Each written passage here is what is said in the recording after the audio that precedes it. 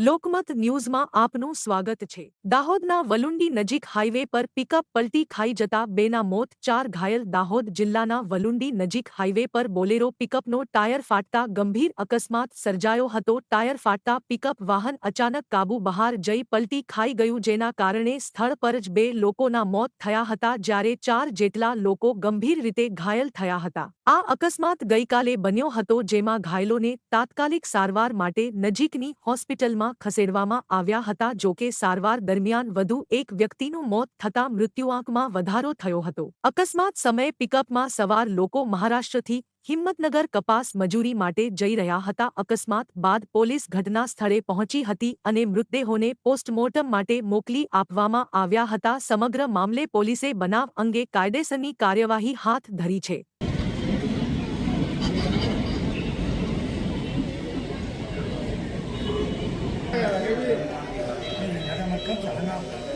કઈ જમો